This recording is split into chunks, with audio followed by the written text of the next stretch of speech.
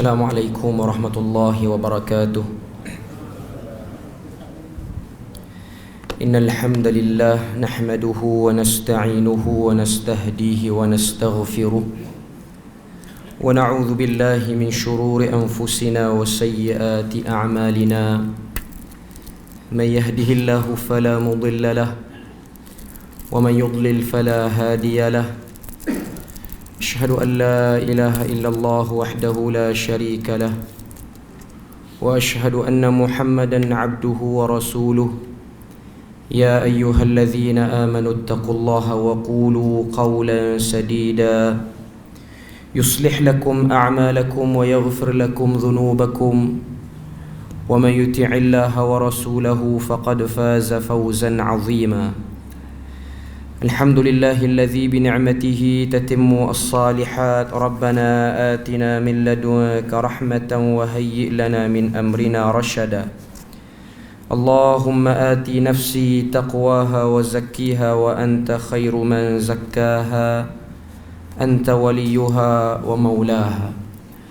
Alhamdulillah, syukur pada Allah Subhanahu wa taala kerana dengan rahmat dan juga limpah kurnia Allah Subhanahu wa taala berikan kepada kita kesempatan dan juga ruang waktu. Dan insya-Allah pada malam ni, seperti mana yang telah dimaklumkan, kuliah kita ialah berkenaan dengan tafsir juz'u amma. Dan kita akan bahas surah-surah akhir daripada juz'u amma, yang saya dimaklumkan ada 3 surah saja, iaitu surah Al-Ikhlas sampai surah An-Nas. Dan seterusnya, lepas pada habis juz'u amma ni, kita akan sambung tafsir. Kita akan bahas surah yang dipanggil sebagai Hawamim As-Sab'ah, iaitu surah yang bermula dengan Hamim dalam Al-Quran. Bermula dengan surah Ghafir sampai surah Ahqaf, 7 surah, 419 ayat. Sempat habis tak habis saya tak tahulah. Saya mengajar di Kuantan sebelum mai pindah ke Perlis ni, 3 surah tak sempat habis semualah. Okay. Tapi surah-surah tu ialah surah-surah yang penting. Okay. Cuma saya tak mau bahas pada malam ni. Sebab apa saya pilih surah tu? Okay. Kita punya teks tafsir Ibnu Katsir, tapi tidaklah terlalu berpegang pada tafsir tu sangat. Okay. Kita tak baca word by word tafsir Ibnu Katsir, sebab tafsir Ibnu Katsir ni ialah tafsir yang besar dan dia banyak riwayat-riwayat di dalamnya. Okay. Jadi kita kalau kita nak baca word by word, makin banyak ataupun makin lamalah masa yang nak diambil untuk kita faham. Okay. Jadi kita lebih kepada nak dapatkan isi-isi penting daripada perbahasan tu. Okay. Dan pada malam ni kita akan bahas surah Al-Ikhlas. Saya ingat nak bahas 3-3, nak habiskan, rasa tak sempat. Okay. Sebab surah Al-Ikhlas ada perbahasan khusus, dan 2 surah akhir tu Al-Falaq dengan An-Nas ada perbahasan khusus juga. Okay. Jadi kita buat 2 kuliah lah sebelum kita masuk Hawamim ataupun surah Hamim. Dan seterusnya, macam yang dah dimaklumkan tadi, kuliah saya di sini dia bergilir dengan kitab sirah. Yang pertama tafsir, yang kedua sirah. Sirah kitab apa? Kitab Fiqhus Sirah yang ditulis oleh Syekh Ramadan Al-Buti rahimahullahu ta'ala, seorang ulama daripada Syria. Yang mana kitab tu agak mudah lah, bagi saya agak mudah. Dah ada terjemahan daripada Pustaka Fajar, tapi kurang tepat. Saya tengok terjemahan dia ada problem sikit. Okay. Tapi saya sendiri akan guna kitab Arab lah. Kalau tuan-tuan nak cari kitab, tuan-tuan nak dapatkan teks dia, boleh cari. Terjemahan dia tu 2 jilid. Okay, 2 jilid. Tapi terjemahan dia ada setengah-setengah ayat tu tidak dapat mendatangkan maksud sebenar penulis, sebab dia terlalu literal dalam terjemah. Jadi penulis maksud lain dan penterjemah maksud lain. Okay. Jadi itu benda biasalah dalam bab penterjemahan ni. Okay. Itu kita bincang tentang sirah. Okay. Cuma pada malam ni, sebagai perbahasan permulaan, sebelum ni saya kuliah subuh sini, kita bahas surah Al-Asr ataupun Wal-Asr, kita bahas surah Al-Adiyat. Okay. Kita bahas surah Al-Adiyat, kita dah sebut secara ringkas. Okay. Cuma pada malam ni saya nak sebut sekali lagi. Okay. tentang sebelum pada kita masuk surah Al-Ikhlas, benda pertama yang kita kena ada bila mana kita nak belajar tafsir Quran, khususnya tafsir kepada orang awam, kita bukan nak belajar khususi ataupun takhasus, bukan nak jadi mufassir yang boleh membanding tafsiran ulama' ni dengan ulama' ni. Okay. Cuma kita belajar kuliah kita ni untuk kita faham. Bila mana kita baca tu, kita dapat rasa ayat tu apa benda dia nak bercakap, dan apa tuntutan ayat tu pada si pembaca pada waktu tu. Itu benda yang nak ada bila mana kita belajar tafsir itu sendiri. Okay. Ataupun kita belajar lebih pada tadabbur sebenarnya. Okay. Jadi sebelum pada kita masuk kita bahas, saya nak sebut tentang secara umum apa yang ada dalam Quran secara umumnya. Apa yang saya sebut ni saya ambil daripada seorang tokoh, Maulana Abdul Hadi, hidup lagi. Maulana Abdul Hadi ni orang Terengganu lah, orang Besut. Okay. Dia selalu buat daurah tafsir. Kalau bulan Syaban ni dia dah start. Tiap-tiap kali bulan Ramadan dia akan buat. Okay. Saya selalu ikut, walaupun tak ikut secara komplit, tapi kita selalu ikut lah. Okay. Dan dia beri sebagai permulaan, dia akan selalu sebut benda ni, isi utama Quran. Ni tuan-tuan kena ambil perhatian. Okay. Quran keseluruhan ni dia tak akan bercakap lebih daripada 5 perkara. 30 juzuk Quran, 6,236 ayat, 114 surah, dia akan bercakap tentang 5 perkara ni. Dan 5 perkara ni dia sentiasa akan berlega dalam kehidupan manusia, tak akan lari. Okay. Perkara pertama, keseluruhan Quran dia bercakap tentang perkara pertama dan utama ialah bercakap tentang zat dan sifat Allah Subhanahu wa taala. Dalam Quran tu dia akan cerita siapakah Tuhan yang kita sembah tu. Sebab itu perkara penting. Sebab kitab ni dia bawa maklumat tentang apa yang kamu sembah. Sangat-sangat mustahak dan perlu ada. Okay. Jadi Quran ni itulah yang paling banyak. Bahkan kata sebahagian para pengkaji, 80% ayat Quran bercakap tentang isu ni, iaitu isu tentang tauhid dan isu tentang mengesakan Allah Subhanahu wa taala, macam yang kita nak bahas dalam surah Al-Ikhlas pada malam ni. Jadi itu main ataupun isu utama yang ada dalam Al-Quran. Yang kedua, Quran akan bercakap tentang hari kiamat ataupun hari akhirat. Sebab turunnya Quran ni dia nak sedarkan kita ada stesen seterusnya selepas daripada kita hidup atas dunia ni. Kita tidak berhenti di sini. Kita juga tidak berhenti dengan tercabut saja ataupun habis saja nyawa, kita akan habis perbahasan kita atas dunia. Tak. Kita ada lagi perbahasan lain, iaitu perbahasan akhirat. Jadi Quran dia banyak juga bercakap tentang akhirat. Sebab tu kita akan tengok surah-surah Quran, namanya saja ialah nama akhirat. Surah Al-Waqi'ah dan macam-macam. Ini surah yang cerita tentang kiamat, hari kiamat. Jadi ni dua isi Quran, dua perkara utama dalam Quran. Seterusnya yang ketiga, Quran juga dia akan bercakap tentang suruhan dan larangan. Dalam Quran ni dia ada ayat-ayat Tuhan suruh kita buat apa dan Tuhan larang kita buat apa. Ini isu ketiga yang ada dalam Quran. Kita akan jumpa ayat Quran yang bersifat amr, arahan. Dan kita akan jumpa juga dalam Al-Quran ayat-ayat yang bersifat nahi, iaitu larangan. Larangan yang bermaksud makruh ataupun larangan yang bermaksud haram secara total. Kita akan jumpa dalam Quran. Okay. Itu isu ketiga. Perkara keempat yang ada dalam Quran ialah qisasul umamus sabiqah. Cerita orang-orang terdahulu yang pernah hidup sebelum datang Quran. Cerita nabi-nabi terdahulu, cerita orang soleh, cerita orang jahat, cerita orang munafik, semua ada sebut. Semua akan disebut. Okay. Sebab apa? Sebab antara cara yang paling berkesan manusia ni dia nak jadi baik ialah dengan dia refer balik sejarah orang macam dia hidup atas bumi dulu. Sebab tu penting kita belajar sejarah. Sebab kalau kita tidak belajar sejarah, sejarah akan mengajarkan kita kali kedua. Itu benda yang kita kena tahu. Okay.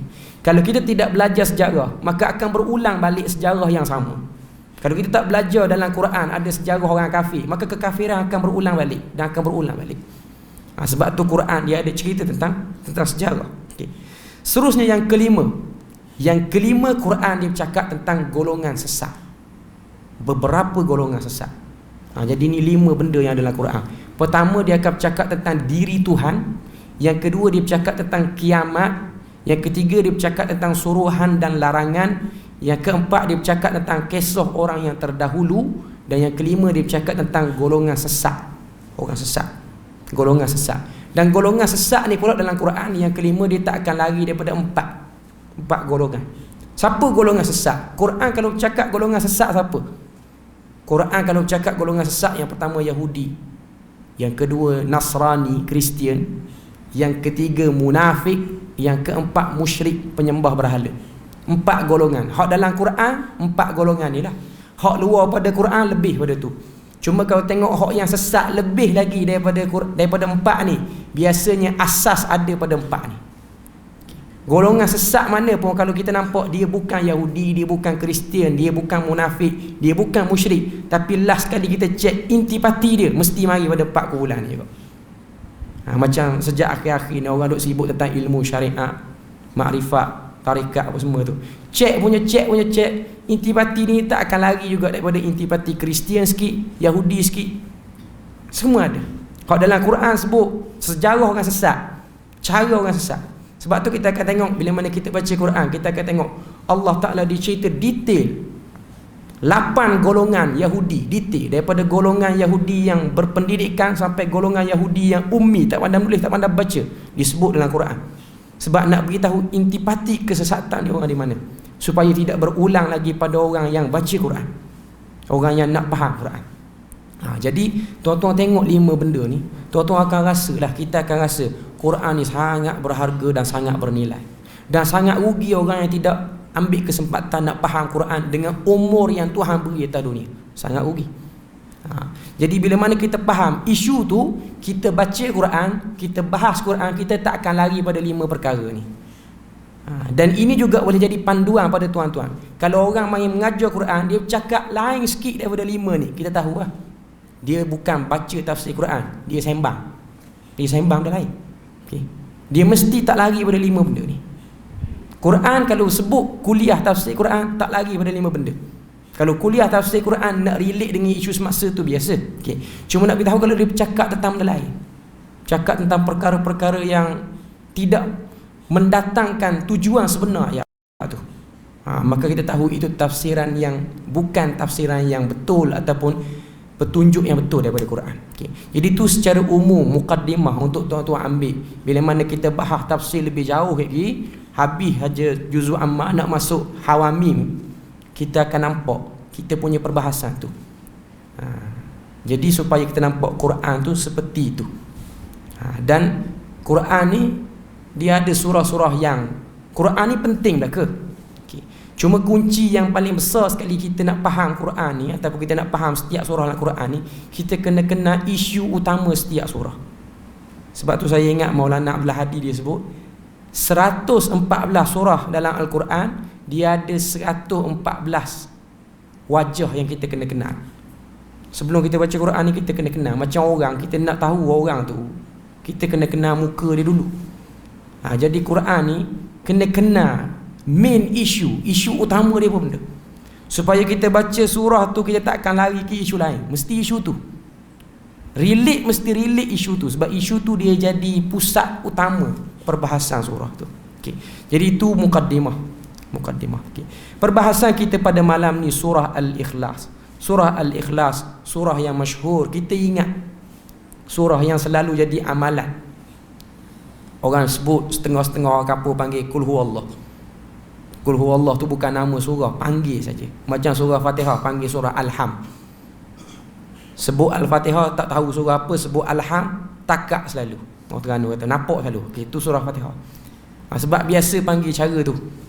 Biasa panggil dengan cara tu. Qul Huwallahu Ahad, Allahus Samad, lam yalid wa lam yulad wa lam yakul lahu kufuwan ahad. 4 ayat kita selalu baca. Banyak orang jadikan amalan, dan ada hadis yang berkaitan tentang surah ni, amalan para sahabat. Okay. Cuma kita nak cerita surah ni, kalau kita baca tafsir Ibnu Kathir, mula-mula Ibnu Kathir dia akan sebut, dia akan bawa satu hadis. Hadis tu riwayat daripada Imam Ahmad bin Hanbal dalam kitab dia Musnad, dan hadis itu diriwayatkan daripada sahabat bernama Ubay bin Ka'ab, seorang sahabat Nabi yang sangat hebat bacaan Al-Quran. Kalau kita baca sirah, kalau tak, ataupun kita baca cerita para sahabat, kita akan nampak Ubay bin Ka'ab ni seorang sahabat Nabi yang bacaan Quran dia dipercayai dan disahkan oleh Nabi. Nabi pernah sebut dalam satu hadis, sekiranya kamu nak dengar Jibril alaihi salam membacakan Quran padaku, dengar Ubay bin Ka'ab. Suara dia sama, exactly sama macam Jibril. Bukan suara dia macam Syekh Jibril Mesir tu. Jibril alaihi salam yang penyampaikan wahyu. Sebab tu Nabi, kalau Nabi lama tak dapat wahyu, Nabi suruh Ubay bin Ka'ab baca Quran sebab nak dengar suara persis sama kata macam Jibril. Dan Ubay bin Ka'ab ada kelebihan-kelebihan dia. Nabi sebut kelebihan dia yang jelas ialah tentang Quran lah. Tentang Quran. Nabi sebut dalam hadis, ta'allamul Quran min arba', belajarlah Quran daripada 4 orang. Yang pertama Ubay bin Ka'ab, yang kedua Abdullah bin Mas'ud, yang ketiga Muaz bin Jabal, dan yang keempat Salim maula Abi Huzaifah. Ni 4 orang sahabat Nabi yang Nabi perakui ilmu Quran. Cuma yang paling top Ubay bin Ka'ab. Ubay bin Ka'ab kata, dia riwayat satu hadis tu riwayat daripada Imam Ahmad riwayat dalam kitab dia Musnad. Kata Ubay bin Ka'ab, satu hari Nabi SAW ditanya oleh musyrikin Mekah. Nabi ni ditanya oleh musyrikin Mekah, orang-orang kafir Mekah. Maknanya surah ni dia turun Nabi belum hijrah ke Madinah lagi. Nabi duduk di Mekah. Orang kafir mari berjumpa dengan Nabi, dia pun pergi dekat Nabi, dia pun kata pada Nabi, dia kata, ya Muhammad, ansib lana rabbak. Wahai Muhammad, tolong sebut nasab Tuhan kamu. Itu soalan musyrikin Mekah. Tolong sebut nasab Tuhan kamu. Sebab perkataan Rabb, Tuhan, bukan perkataan yang janggal bagi orang Arab. Cuma Rabb yang dibawa oleh Nabi Muhammad, konsep dia lain. Rabb yang difahami oleh musyrikin Mekah, konsep dia lain. Rabb yang dibawa oleh Nabi Muhammad, Tuhan itu Maha Pencipta. Kita belajar tauhid rububiyah. Tuhan itu pencipta dan Tuhan itu tunggal dalam mencipta segala makhluk dia. Dia tak minta bantuan mana-mana pihak pun untuk buat makhluk. Dia seorang-seorang dia. Tapi kefahaman musyrikin Mekah, Tuhan itu mencipta dan Tuhan mencari pihak lain untuk mentadbir makhluk-makhluk dia. Jadi sebab tu kalau kita tengok dalam Al-Quran, dia ada ayat yang sebut tentang isu ni, iaitu isu akidah musyrikin Mekah. Mereka bukan tak iktiraf Tuhan sebagai pencipta, cuma mereka tidak iktiraf Tuhan sebagai pengurus. Maknanya yang urus makhluk ni ada pihak lain. Yang menyebabkan hujan turun ada pihak lain. Yang menyebabkan kita dapat anak lelaki perempuan, okey, ada pihak lain. Jadi itu konsep. Panggil sama, dua-dua panggil Rabb, tapi konsep lain-lain. Konsep lain-lain. Bila mana musyrikin Mekah sebut kepada Nabi, ansib lana rabbak, nasabkan kepada kami Tuhan kamu, maka turunlah surah Al-Ikhlas ni. Turun surah ni kepada Nabi sallallahu alaihi wasallam. Jibril alaihi salam bawa, dan Jibril alaihi salam pun sampaikan kepada Nabi 4 ayat. Surah ni ada 4 ayat. Kalimah cuma ada 15. Huruf ada 77. Tak sampai 100. Maknanya sampai ke tahap tu para ulama kaji. 4 ayat, 15 kalimah, 15 perkataan, 77 huruf. Siapa baca surah Al-Ikhlas, dia dapat 770 pahala. Berdasarkan hadis Nabi, Nabi kata 1 huruf 10 pahala. Sebab tu para ulama bilang.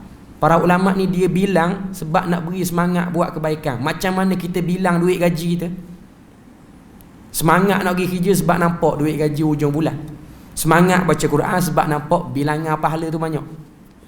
Jadi itu cara attract ataupun kita tarik diri kita untuk kita buat kebaikan. Jadi surah yang ringkas ni dinamakan dengan Al-Ikhlas. Siapa yang namakan? Nabi sendiri yang namakan, bukan orang lain. Al-Asma' At-Tawfiqiyah, nama-nama yang diberi dengan petunjuk daripada lidah Nabi. Nabi sendiri beri nama. Surah Al-Ikhlas maksudnya sesuatu yang suci, bersih. Ikhlas ni maksudnya suci, bersih, tidak ada apa-apa. Suci ni maksud dia apa tuan-tuan? Suci dengan bersih ada beza kalau tengok dalam bahasa Melayu. Suci ni dia satu benda yang tidak pernah dikotori. Suci. Adapun bersih, dia pernah kotor, lepas tu ada orang basuh, jadi bersih. Tapi suci ni tidak pernah dinodai pun. Tidak pernah dinodai. Itu yang dimaksudkan dengan suci ataupun ikhlas. Okay. Kalau kita tengok dalam surah Al-Ikhlas ni, surah Qul huwallahu ahad ni, ayat 1 sampai ayat 4, satu perkataan ikhlas pun kita tak jumpa. Tak jumpa. Qul huwallahu ahad, Allahus samad, lam yalid wa lam yulad wa lam yakul lahu kufuwan ahad. Mana ikhlas? Tak ada ikhlas. Perkataan ikhlas tak ada. Kalau surah Baqarah, jumpalah juga perkataan Baqarah tu. Surah Al-Ma'un, ara'aita allazi yukadzibu biddin, ada juga ujung Al-Ma'un. Al-Adiyat kita dah bahas ni kuliah subuh, starting tu bunyi dah Al-Adiyat. Tapi Al-Ikhlas tak ada. Para ulama mencari hikmah, apa sebab surah ni nama Al-Ikhlas tapi tak ada perkataan ikhlas? Sebab ikhlas itu satu benda yang duduk dalam jiwa manusia, dia tidak terzahir. Sebab tu tidak ada perkataan ikhlas dalam surah ni. Dia satu benda yang duduk dalam, dia tidak terzahir. Kita nampak orang tu buat baik, tapi dia ada beza buat baik. Macam kita semua mari solat, semua duduk dalam satu saf, semua pakai baju untuk solat, pakaian kita nak solat, tapi pahala beza-beza. Sebab apa beza-beza? Bergantung pada ikhlas. Mungkin hak yang jadi makmum pahala besar, hak yang jadi imam pahala sikit. Sebab hak yang jadi imam duk berasa suara sedap. Okey, boleh jadi nampak pakai sama hebat lah ke. Okay. Cuma nak beritahu pada kita, itulah poin ikhlas dia. Okay. Itulah benda yang disebut sebagai ikhlas. Okay. Jadi kita tengok satu persatu terjemahan daripada surah Al-Ikhlas ni. Allah Subhanahu wa taala sebut, Qul huwallahu ahad. Qul, katakanlah wahai Muhammad Rasulullah sallallahu alaihi wasallam, huwallahu ahad, dialah Tuhan yang esa. Kita kena terjemah dengan esa. Perkataan ahad maksudnya esa. Bahasa Melayu kita akan guna esa. Kita tak boleh terjemah satu. Walaupun kita faham satu tu maksudnya Tuhan yang tunggal, tapi dari segi ketepatan bahasa, kalau kita terjemah, katakanlah wahai Muhammad, Tuhan yang satu. Satu ni dia boleh menerima 2, 3 dan 4. Satu ni lepas pada 1, 2, lepas pada 2, 3. Satu ni macam anak kita, anak sulung, lepas tu anak yang tengah, nombor 2, nombor 3. Tapi kalau bahasa Melayu lama, esa ni, kalau kita buka kamus Dewan, esa ni adalah satu benda tunggal yang tak akan dapat pasangan dah, tak boleh digandingkan. Dia sejenis benda yang satu, yang memang tidak ada pasangan. Esa ni bahasa Sanskrit sebenarnya, bahasa Sanskrit. Benda yang tak dapat disebut dengan 2 dah lepas pada tu, sebab dia tak ada contoh yang sama, tak ada. Jadi nak tunjuk pada kita, ayat pertama ni, Tuhan itu esa. Esa ni maksud dia tunggal, tidak ada pasangan, tidak ada pembantu-pembantu, dia bersifat tunggal. Ayat kedua Allah Ta'ala sebut Allahus samad, dan Allah itu ialah Tuhan tempat manusia meminta hajat. As-samad ni maksudnya tempat orang ada masalah, dia akan pergi situ. Masalah kecil, masalah besar, semua akan rujuk. Itu dipanggil as-samad. Samada ilaihi al-hawaij, seperti mana yang disebutkan oleh Ibnu Katsir. Diangkat kepadanya segala hajat-hajat, diangkat semua sekali. Jadi ayat yang kedua, ayat pertama Allah Ta'ala sebut tentang sifat tunggal dia tu. Tuhan ni dia bersifat dengan tunggal.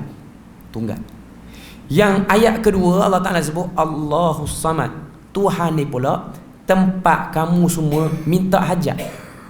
Dia panggil tauhid uluhiyah, tauhid dalam menyembah dan juga dalam mohon pertolongan kepada Allah Subhanahu wa taala. Kita nak minta tolong apa benda pun, dia mesti direct kepada Allah Subhanahu wa taala. Jadi ayat kedua ni dia menafikan ideologi musyrikin Mekah yang mereka ni percaya Allah Ta'ala, Tuhan-Tuhan yang mencipta kita ni, dia ada wali-wali, dia ada wakil-wakil, dan dia ada naib-naibnya. Nah, ayat ni dia nafikan. Dia panggil syafaat qahriyah kalau orang belajar tafsir. Syafaat qahriyah ni apa? Satu kuasa yang boleh desak Tuhan untuk Tuhan buat benda tu.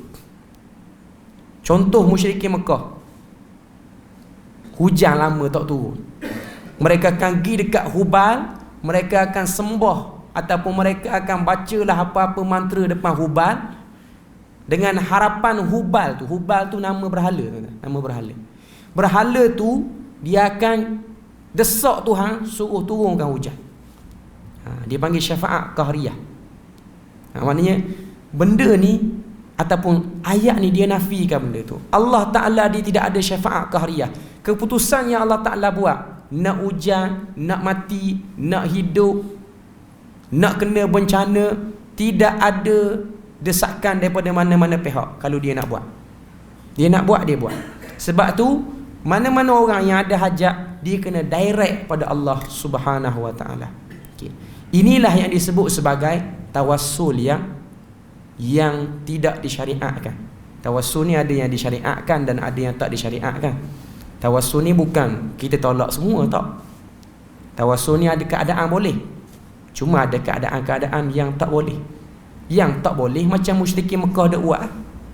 Mereka akan pergi dekat berhala Hubal. Mereka akan pergi dekat berhala nama dia Asif dan Nailah. Asif dan Nailah ni kalau kita baca, nanti kita akan tengok dalam kitab sirah. Cuma saya cerita dulu. Okay. Asif dan Nailah ni ialah dua berhala yang ada di sekeliling Kaabah. Dia ada 360 berhala. Antara berhala yang famous, nama dia Asif dan Nailah. Asif dan Nailah ni ialah pasangan kekasih, mengikut cerita dongeng orang-orang Arab dulu. Cuma dia orang ni pernah buat jahat di dalam Masjidil Haram, dalam Kaabah. Dia orang buat jahat. Apa yang dia orang buat? Dia orang berzina dalam tu. Zina dalam Kaabah. Ni bukan cerita betul. Tuan-tuan jangan dengar macam dengar hadis sahih pula. Okey. Ni bukan cerita betul. Okey. Ni dongeng orang-orang Arab dulu. Okay. Jadi Allah Ta'ala ni pun murka pada perbuatan zina tu, sumpah dua-dua tu jadi batu. Dua-dua jadi batu. Bila jadi batu, orang Arab ni ambil buat jadi berhala, sembah pula. Sembah kawan hok yang kena sumpah jadi batu tu. Okay. Jadi dia orang ni kadang-kadang dia orang berdoa pada patung-patung ni. Dengan harapan patung-patung ni boleh jadi wakil. Boleh jadi wakil. Okay. Jadi benda-benda ni dibuang. Benda ni dibuang. Sebab tu konsep berhala ni adalah konsep yang sangat mudah mensyirikkan orang. Sebab tu kalau kita baca kisah macam mana berhala boleh masuk ke Mekah, siapa yang awak mari mula-mula? Yang mula-mula awak mari, mengikut dalam catatan sirah, seorang lelaki nama dia Amru bin Luhai. Amru bin Luhai ni dia beza dengan Nabi 400 tahun ataupun 300 tahun lebih kurang. Nabi Muhammad tu sendiri, dia tu Sadatil Quraisy, orang-orang hebat daripada kalangan Quraisy. Ada riwayat berbagai. Ada yang kata dia ni Allah Ta'ala uji dengan sakit paralyze, maknanya sakit lumpuh separuh badan. Bila mana dia sakit, Amru bin Luhai ni dia pemimpin Mekah. Dia tu macam Abu Jahal apa semualah, dia pegang jawatan. Okay. Dia sakit, dia tak boleh berjalan, lumpuh. Ada orang beri cadangan pada dia, pergilah berubat, pergi mandi di satu kolam di Syam. Mandi situ. Takut-takut boleh baik, kolam air panas. Pergi mandi situ. Okay. Jadi dia pun pergilah, sebab dia orang kaya, dia pergi. Bila mana dia pergi, dia mandi-mandi situ. Di Syam ni pada waktu tu, dia orang beragama Kristian. Dan dia orang dah sembah berhala. Orang-orang Syam ni agama Kristian, sembah berhala. Jadi dia ni berkenang tengok orang Kristian ni duduk sembah berhala. Dia duduk tengok dalam duduk mandi, duduk berubat tu, duduk tengok orang Kristian duduk sembah berhala. Dia pun terfikir, kalau kita buat balik satu berhala ni comel juga, berseri Kaabah. Terfikir idea tu mari. Jadi dia belilah seekor, tu kan panggil. Belilah satu. Saiz poket beli. Kecil. Beli kecil. Letaklah di Kaabah. Ramai orang gikung Kaabah. Itu sebahagian riwayat kata. Okay. Yang ajaibnya, lepas daripada dia beli Hubal hak kecil tu, syaitan masuk dalam mimpi dia. Syaitan ilhamkan pada dia koordinat tertanamnya berhala-berhala yang pernah disembah oleh umat-umat terdahulu yang duduk dekat dengan Mekah. Berhala yang pernah disembah oleh kaum Nuh yang duduk di Jeddah, duduk di kawasan-kawasan sekitar tu, tertanam dalam bumi. Syaitan pergi masuk dalam mimpi, beri koordinat pada dia. Di mana kawasan sebenar tertanam. Dia bangun tidur, dia duk ingat benda tu, ilham wahyu pada Tuhan apa benda. Pergi gali, jumpalah beberapa berhala lain pula. Jadi korang sedap sembah berhala lepas pada tu. Itulah cara syaitan dia nak punahkan kita. Itu cara syaitan dia nak rosak kita. Sebab tu kalau tengok benda-benda ni memang berlaku. Berlaku di kalangan orang-orang alim pun berlaku. Orang-orang alim. Sebab apa orang boleh percaya Amr bin Luhai? First, dia orang baik. Dia orang baik. Orang Mekah ni bila mana dia tengok Amr bin Luhai bawa berhala, dia tak marah. Sebab apa? Amr bin Luhai orang yang baik, bukan orang jahat. Pemimpin pula tu. Kita kena taat pada pemimpin. Okay. Maka dia pun ada pengaruh, orang pun ikut dia. Cuma saya nak beritahu, itulah sejarah pertama Mekah masuk berhala. Mula-mula. Dan benda tu berterusan sampai zaman Nabi Muhammad. Bila habis cerita sembah berhala tu? Tahun pembukaan kota Mekah, tahun ke-8 Hijrah. Tuan-tuan boleh bayang, hampir 400 tahun berhala mengelilingi Kaabah pada waktu tu. Sebab tu Nabi sebut dalam hadis, aku melihat Amr bin Luhai ketika mana aku diperjalankan dalam satu perjalanan tengok neraka, tengok syurga. Aku tengok Amr bin Luhai ni ditarik isi perut dia. Sebab apa? Sebab dosa dia orang mula-mula memperkenalkan penyembahan berhala. Jadi azab dia hebat. Jadi kita ni jangan jadi orang yang mula-mula buat idea orang buat jahat. Kerana kita buat, orang pun jadi ada idea nak buat jahat. Macam setengah-setengah orang yang kerja sebagai production filem. Dia buat filem-filem curi rumah orang, gangster ni. Orang pun jadi dapat idea nak naik rumah orang. Dia rasa macam okey, saya buat filem, sekadar nak buat filem. Tapi kita kena ingat, kadang-kadang daripada apa yang kita buat tu orang jadikan contoh. Benda-benda kecil pun tuan-tuan. Kita orang mula-mula buang sampah di satu kawasan tu. Sebelum ni orang tak buang pun, lepas tu orang tengok, tu ada orang buang. Mari kereta kedua buang, kereta ketiga buang, kereta keempat buang. Last sekali jadi tempat pelurusan sampah. Siapa boleh dosa paling banyak? First mula-mula letak sampah situ. Jadi itu benda yang kita kena ingat. Kita jangan ingat benda ni benda syirik-syirik besar tak. Benda-benda kecil ni pun. Jangan jadi orang yang mula-mula mengasaskan benda tu. Okay. Ayat kedua menafikan syafaat qahriyah. Kemudian ayat yang ketiga Allah Ta'ala sebut sifat yang ada pada diri dia, sifat bagi zat dia. Zat Tuhan tu, ayat ketiga, lam yalid, tidak diperanakkan. Allah Ta'ala ni dia wujud bukan dengan kaedah dia keluar daripada mana-mana saluran, tak. Dia wujud dengan sendirinya. Walam yulad, dan dia juga tidak melahirkan. Sebab apa kena sebut walam yulad? Tidak melahirkan. Sebab musyrikin Mekah juga ada satu ideologi, mereka percaya malaikat itu anak perempuan Allah Ta'ala. Malaikat tu anak perempuan Allah Subhanahu Wa Ta'ala. Sebab apa mereka kata malaikat tu anak perempuan? Sebab kita belajar bahasa Arab, perkataan yang ada ta marbutah belakang, mana-mana huruf ataupun mana-mana perkataan yang dieja ada ta marbutah, maknanya perkataan tu muannas, feminin. Perkataan tu bersifat perempuan ataupun betina. Jadi malaikah ada ta marbutah belakang, perempuan jantinanya. Jadi dia pun faham itu anak perempuan Allah Ta'ala. Siapa bagi idea tu? Yang bagi idea tu Yahudi. Sebab musyrikin Mekah pada waktu tu, mereka ni kalau ada masalah start, tak boleh fikir sama ada masalah pemerintahan negara, masalah muamalat ke apa-apa semua, jual beli, mereka tak ada tempat rujukan, mereka akan pergi rujuk Yahudi di Khaybar. Yang mana pada waktu tu Ka'ab bin Ashraf yang jadi ketua dia. Jadi Yahudi ni pun ajarlah kepada musyrikin Mekah ni, penyembah berhala ni, teori-teori yang sesat. Tuan-tuan kena tengok molek.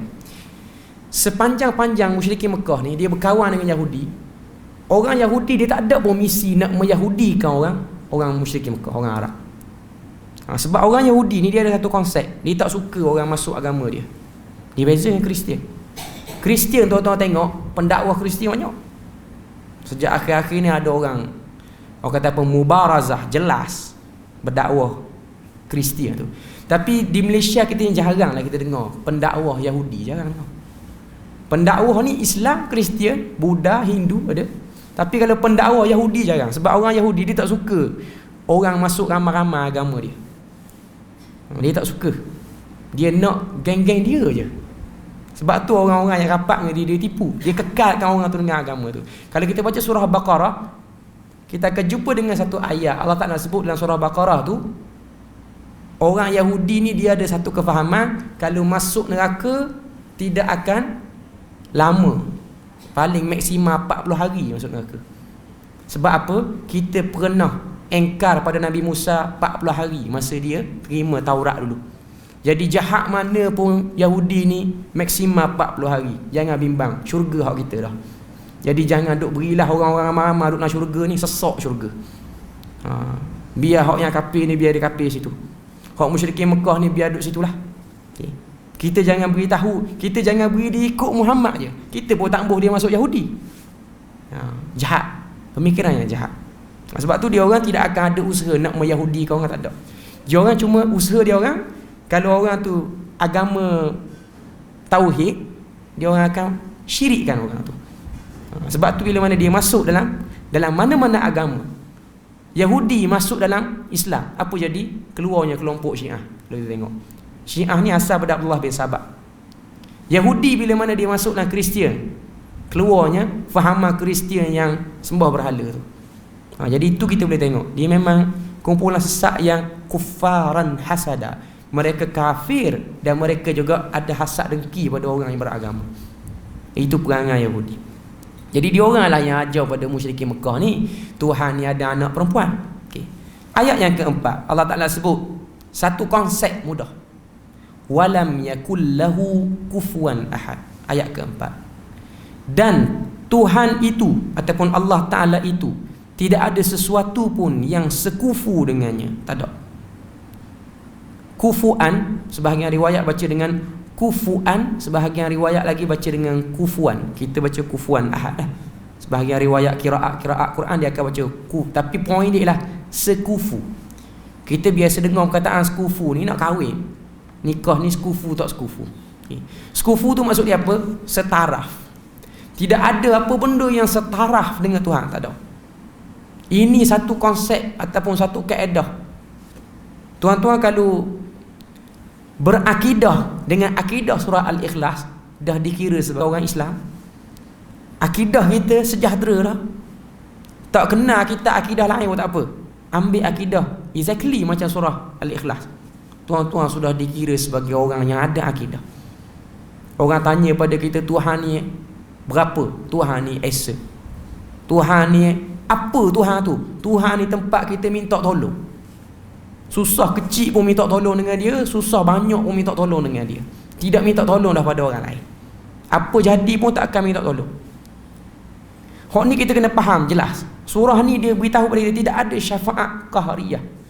Apa jadi pada kita pun kita jangan tergelincir. Sebab tu saya nak beritahu pada tuan-tuan, sebahagian orang kita ni bila mana kita beriman, kita beramal dengan agama, Allah Ta'ala uji keimanan kita, Allah Ta'ala uji.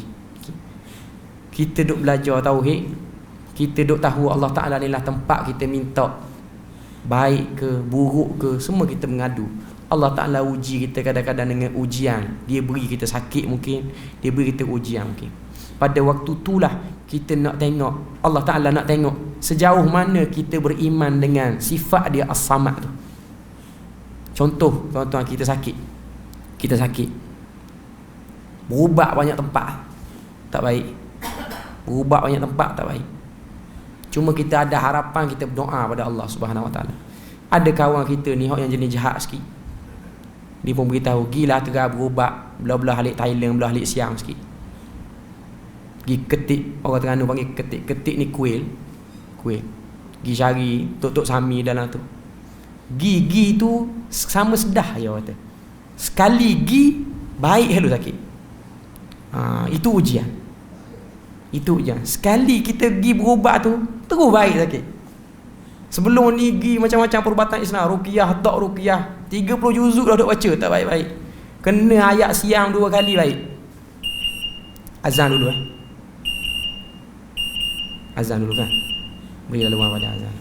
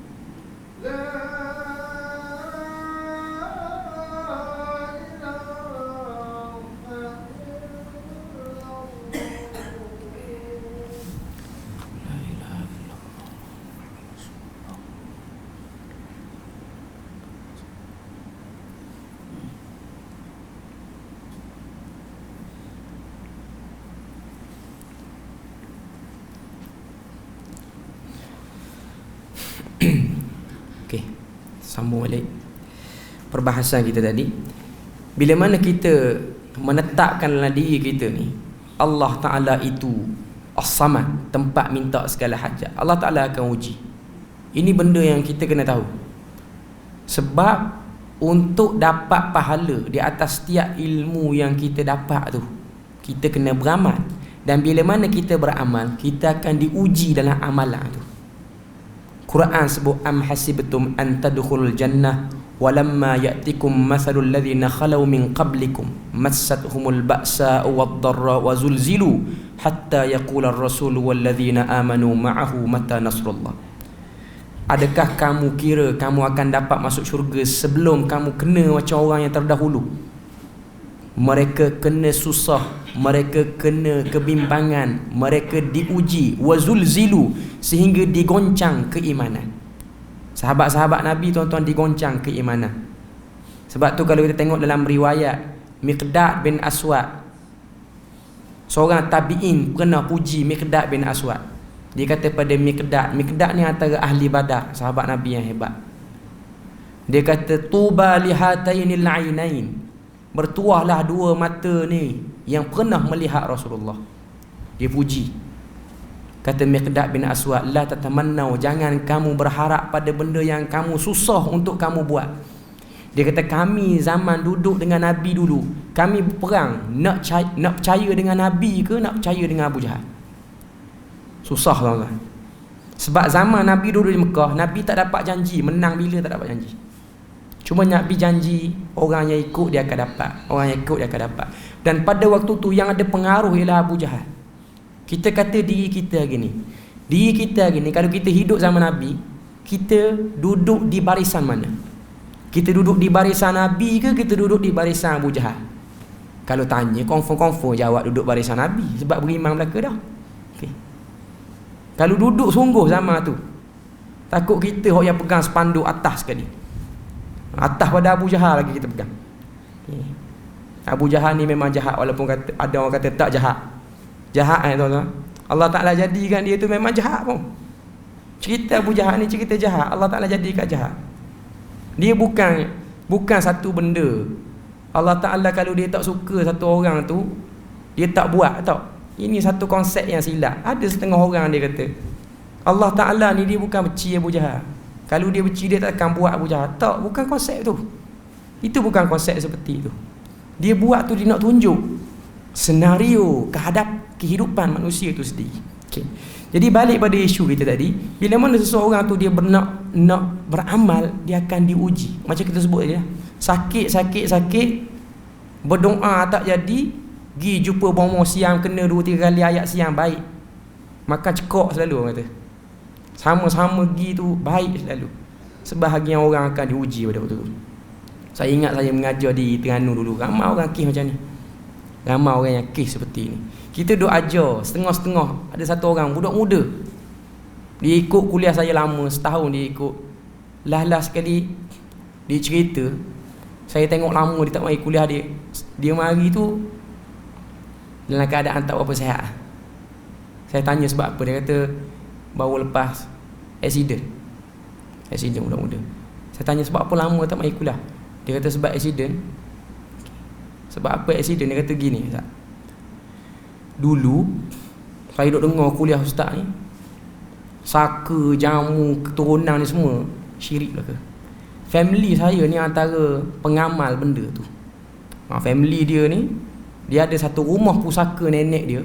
Nenek dia dah mati dah, tok dia mati dah. Okay. Dia akan buat jamuan tiang seri setahun sekali. Tiang seri rumah tu akan jamu. Tiang seri rumah. Itu perjanjian yang tok dia beri pada ayah dia dan juga bapak saudara dia. Kalau tak buat, keluarga tu akan malapetaka. Tak buat, keluarga tu malapetaka. Okay. Buat jamuan tiang seri, ada malam tertentu sembelih kambing hitam bawah rumah tu. Biar gitu. Okay. Jadi dia ni hak yang baru belajar, kenal sunnah apa semua ni. Dia buat macam mana tak tahulah. Dia beritahu pada mak dia pujuk ayah dia, sebab ayah dia anak sulung.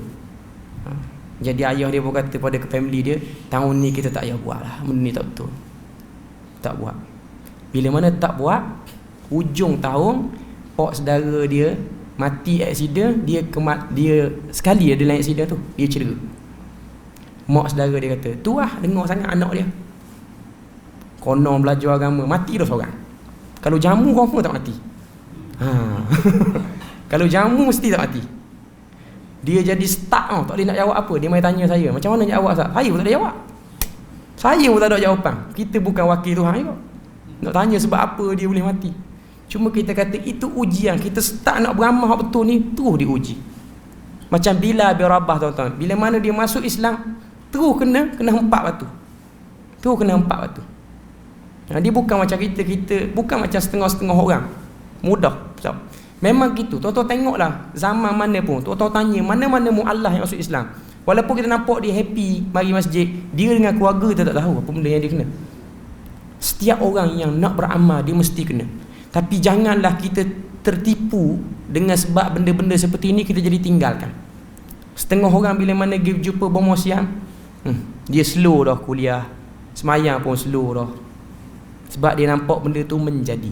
Saya selalu sebut, berhasilnya satu benda bukan tanda Tuhan redha dan bukan tanda benda tu benar boleh dilakukan. Berhasilnya satu benda tu kita berubat cara syar'i tak jadi, berubat cara syirik jadi. Kita pun kata tak salah berubat cara syirik, molek-molek ada baik mujarab. Tak Saya beri analogi mudah pada tuan-tuan. Tuan-tuan pergi curi gula dengan tuan-tuan pergi beli gula. Pergi kedai, satu curi, sekilo curi, satu lagi bayar. Dua-dua tu buat air kat rumah, buat air teh. Manis lah ke dua-dua? Tiba-tiba kita kata curi tak salah. Gula ni manis. Gula curi manis, gula beli pun manis. Kita tak akan kata benda tu betul sebab bila-bila pun kita akan kata walaupun manis air tu, curi tetap salah. Curi tetap salah. Sebahagian orang dia tertipu. Dan dia akan guna alasan apa salahnya kita ikhtiar biarlah tak bomo siang pun. Baca-baca Quran ni lambat sangat makan. Main bomo siang sekali. Tak boleh. Walaupun dia menjadi benda tu tak boleh. Cuma nak beritahu itulah ikhlas yang sebenar. Salah satu daripada benda ikhlas yang kita kena tahu. Bila mana kita beramal, Tuhan uji berat. Kita nak beramal tu kita akan rasa berat.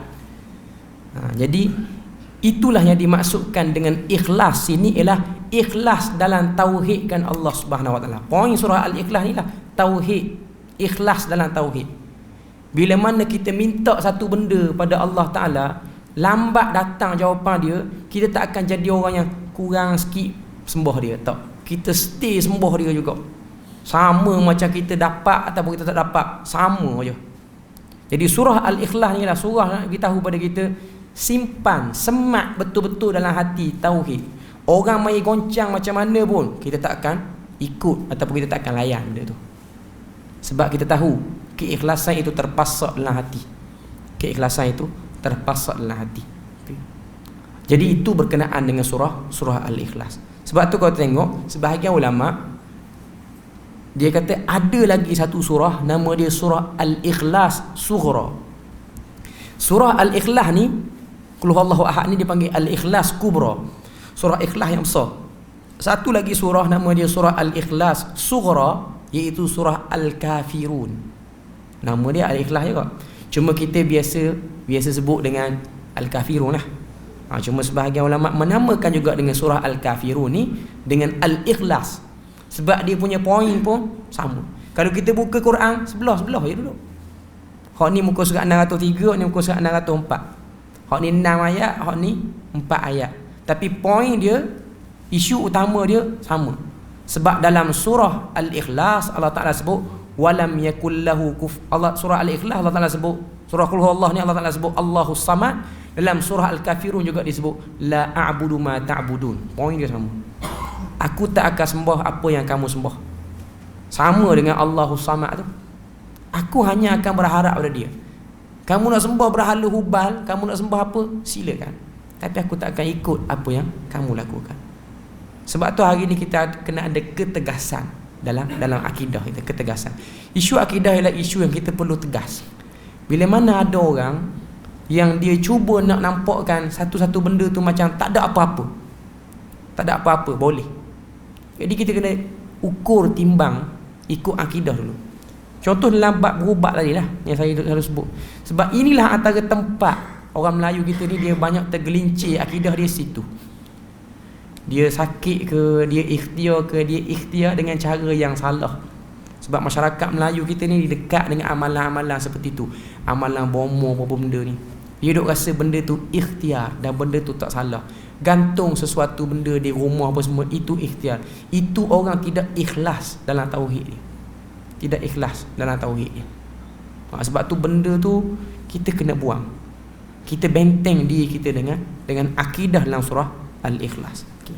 Sebab tu kalau kita tengok ada satu hadis riwayat Tirmizi ni yang terakhir, Nabi sebut wa man qara'a qul huwallahu ahad udilat lahu bi thuluthil Quran. Sesiapa yang membaca qul huwallahu ahad samalah seperti dia membaca sepertiga Quran. 1/3 Quran tu sama dengan baca qul huwallahu ahad. Bukan dari segi kita baca ni boleh cover 7 juzuk tu, bukan nak masuk itu. Isu yang ada dalam surah Al-Ikhlas tu lebih kurang dengan sebahagian besar ayat Quran. Sebahagian ulama kata gitu. Maknanya dia ringkasan, sinopsis surah Al-Ikhlas ni.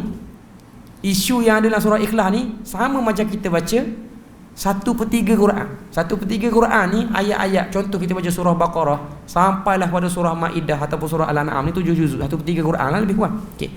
Surah Baqarah sampai Al-An'am ni majoriti cakap tentang tauhid. Sebab tu Nabi kata siapa baca surah Al-Ikhlas, dia sama dengan 1/3 Quran. Poin dia lah isu tauhid tu sama. Surah Al-Ikhlas itu seakan-akan sinopsis. Seakan-akan sinopsis. Macam kita baca surah Fatihah lah, seperti mana baca keseluruhan Quran. Itu bukan kata-kata Nabi, itu pandangan sebahagian ulama. Sebab surah Fatihah tu dia sinopsis kepada semua isi Quran. Semua isi Quran. Bukan makna kata kalau malah baca Quran semua sekali, baca Fatihah cukup.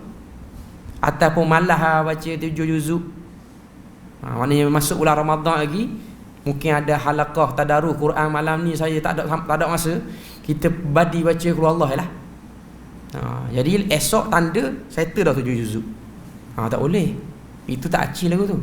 Okay. Nak beritahu sini lah, poin dia, isu dia lah isu yang sama. Okay. Jadi itulah sedikit sebanyak berkenaan dengan surah Al-Ikhlas. Dan kita akan sambung perbahasan surah Al-Falaq dengan surah An-Nas tu. Kita akan buat sekali. Sebab dua-dua surah ni pun ada poin akidahnya. Dan dua-dua surah ni pun turun ada peristiwa besar berlaku pada Nabi, iaitu Nabi disihir. Dalam bab tu kita akan tengoklah beberapa isu-isu yang agak menarik. Seorang Nabi bolehkah disihir? Bolehlah, sebab turun dah 2 surah tu. Okay. Dan sejauh manakah hakikat ilmu sihir tu sendiri, kita akan bahas akan datang. Ni sekadar sinopsis awal. Orang panggil apa? Trailer kuliah akan datang. Trailer saja.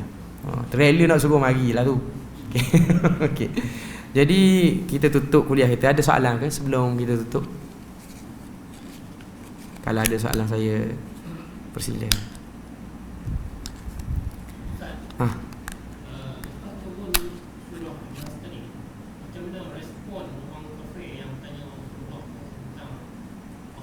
Okey. Soalan yang baik. Bila mana turun surah Qul Huwallah ni, kan kita sebut tadi asbab nuzul dia, orang kafir tanya Nabi, ansab lana rabbak, tolong beri nasab pada kami Tuhan kamu macam mana. Okey. Lepas tu turun ayat Quran. Okey. Kita baca dalam kitab tafsir Ibnu Katsir. Okey. Orang kafir seperti kebiasaannya lah, bila mana turun ayat Quran ni, dia orang tetap kafir juga. Dia orang tak kafir. Dia orang akan kata Nabi Muhammad, jin dia baru beritahu tu, idea. Dan kalau kita tengok sebagai riwayat, lepas pada turun surah ni, dia orang kita tanya Yahudi. Yahudi akan beri bermacam-macam kesamaran pula terhadap mereka. Okay. Cuma nak beritahu, dia orang tanya bukan sebab dia orang tak tahu. Poin dia tu. Orang kafir, dia orang tanya bukan sebab dia orang tak tahu. Dia orang tanya tu sebab nak mengherdik dan mempersendakan Nabi. Dia orang dah tahu pun, kalau dia orang tak tanya pun, Nabi Muhammad tetap tegak dan kejap dengan kefahaman dia, Tuhan ni tidak boleh digandingkan dengan berhala. Orang dah tahu dah. Musyrikin semua tahu. Tapi dia orang saja tanya. Soalan saja tanya. Macam sebahagian orang dia tanya soalan. Soalan tu bukan sebab dia jahil, sebab dia nak trace ustaz ni geng belah mana. Kadang-kadang seperti itu. Okay. Cuma nak beritahu pada kita, bila mana dia tanya, dia orang bukan berharapkan jawapan. Dia orang nak tengok poin mana kita nak kata dekat Muhammad pula lagi. Allahus samad lam yalid. Dia orang cari poin. Okay. Jadi jawapan saya, respon dia orang tidak jadi apa-apa juga. Tetap kafir macam biasa. Sebab tujuan awal tanya tu bukan kerana kejahilan. Tujuan awal tanya ialah kerana mempersendakan Nabi, istihza. Wallahu a'lam. Ada soalan lain?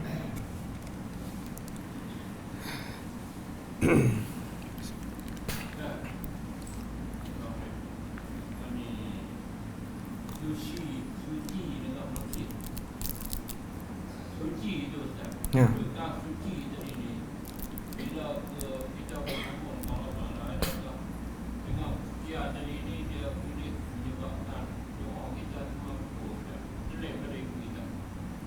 Macam mana? Kesucian tadi ni, bila kita mohon doa Allah Ta'ala, dia cepat makbul ke? Okey. Kesucian. Bila mana kita ni suci daripada dosa lah maksudnya kan? Okey, suci daripada dosa. Adakah suci daripada dosa tu akan menyebabkan kemustajaban doa kita tu akan meningkat? Okay, itu soalan dia. Okey. Ada sebahagian para ulama menyebutkan benda tu. dan dia orang menggunakan hujah-hujah pada Quran dan juga hujah-hujah pada hadis Nabi, iaitu mustajab, makbulnya doa kita ni bergantung kepada suci dan bersihnya akidah kita. Tapi dia tidak menjadi kayu pengukur yang tepat lah, tak juga. Sebab Nabi yang paling suci, ada juga doa Nabi yang tidak termakbul. Cuma dia juga menjadi faktor lah. Bila mana kita doa ni, terlekat doa kita, kita perasan macam lama tak makbul. Mungkin boleh jadi sebab tidak suci dari segi akidah, dosa tu. Itu boleh jadi faktor, salah satu faktor. Tapi dia bukan penyebab utama. Dia bukan penyebab utama lah. Sebab kalau kita baca hadis-hadis Nabi pun, Nabi ceritakan pada kita, orang yang penuh dosa, sekali dia berdoa, Allah Ta'ala ampun dosa dia. Orang yang penuh dosa. Dan ada orang yang buat amal soleh, terlekat juga doa dia. Okay. Dia tidak menjadi faktor utama. Dia cuma menjadi faktor-faktor kecil sahaja untuk membantu doa kita. Cuma yang Tuhan nak, bila mana orang tu berdoa, dia tak syirik. Itu poinnya. Sebab tu orang tu bila mana dia jahat tak ke mana pun, dia berdoa dia tak syirik. Dia tak pergi ke kubur, dia tak pergi sapu-sapu batu nisan tau. Dia cuma duduk dalam kereta dia, ya Allah aku ni banyak dosa, tunjukkanlah aku jalan yang benar. Gitu ya. Dia tidak ada sebut apa benda. Dengan berkat kereta aku naik ni, tunjukkanlah. Tak ada sebut. Okay. Dia sebut begitu daripada hati dia yang tulus dalam. Maka itu boleh jadi juga sebab besar. Sebab besar ialah tidak syirik pada Allah Ta'ala. Tidak syirik pada Allah Ta'ala. Wallahu a'lam. Jadi saya rasa kita berpada situ je lah kot. InsyaAllah kita akan bertemu balik pada minggu hadapan. Minggu hadapan kita bahas 2 surah ni. Minggu seterusnya baru kita sirah. Okey, sirah. Kita bahas tafsir dulu bagi perhabis. Lepas tu kita akan start dengan sirah. Lepas tu kita akan bergilir macam itulah dengan tafsir. Wallahu a'lam. Subhanakallahumma wa bihamdika asyhadu an la ilaha illa anta wa astaghfiruka wa atubu ilaik.